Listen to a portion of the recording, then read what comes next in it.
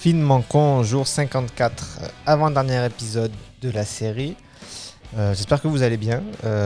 Moi ça va, je suis en train d'écrire l'épisode de Salut les Rouflaquettes qui va sortir demain.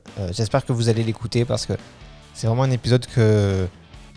Voilà, il va être vraiment très différent des autres et honnêtement je suis en train de m'éclater à l'écrire. C'est difficile mais je m'éclate. Il devrait pas être très très long je pense. Enfin, faire peut-être une quinzaine de minutes, peut-être plus, peut-être moins. Ça dépendra de comment je serai inspiré, mais là, de ce que j'ai commencé, je pense que 15 minutes, ce sera le maximum. Et vraiment, je m'éclate à l'écrire.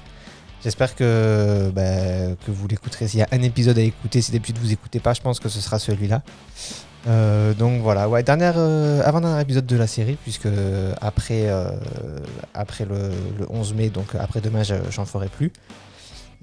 Et aujourd'hui, c'est un épisode qui va être assez court puisque je vais vous parler de la notion de cible, qui est une notion qui est importante en communication et que on l'a en tête, mais souvent de manière trop inconsciente. Et du coup, pareil, la communication perd un peu de sa force. La cible, c'est simplement les gens dont on a envie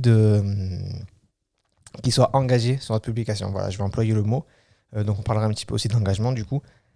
C'est-à-dire la cible, c'est si vous faites un événement par exemple, votre cible, ça va être les gens que vous voulez voir venir à votre événement ou les gens que vous voulez voir parler de votre événement ou peu importe. Mais il faut savoir qui ils sont. Ça ne suffit pas de se dire je vais m'adresser à ceux qui vont venir. Il faut savoir qui va venir. Est-ce que vous voulez que ce soit des jeunes qui viennent, des vieux, des hommes, des femmes, des hétéros, des homos, peu importe. Il faut savoir à qui on s'adresse pour pouvoir utiliser les codes de cette communauté, entre guillemets. On ne s'adresse pas pareil à des jeunes 15-25 qu'à des 65+. On ne s'adresse pas pareil à des hommes qu'à des femmes, sans vouloir faire de polémiques féministes, macho ou quoi. Hein. Mais voilà, il y a des codes qui fonctionnent mieux quand on parle à des hommes qu'à des femmes. Enfin, il y a des... Comment dire ?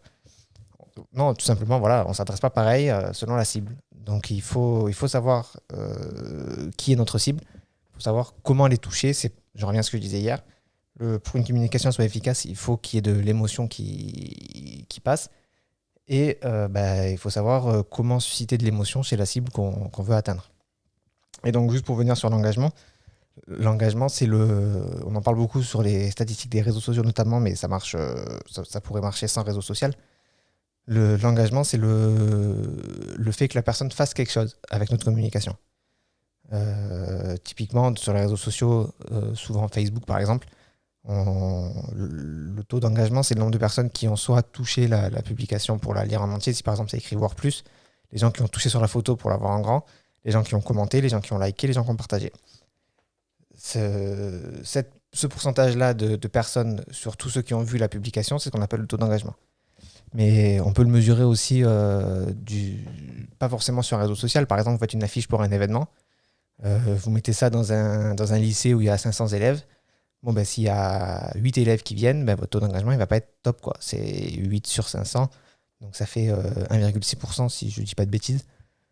Donc voilà, ce sont deux notions qui sont importantes à connaître pour faire des communications efficaces, tout simplement. Donc c'est tout pour aujourd'hui.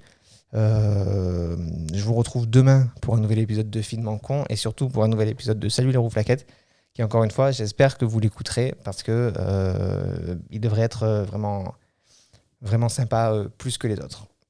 Portez-vous bien, restez chez vous, restez confinés et je vous retrouve demain pour un nouvel épisode de Finement con.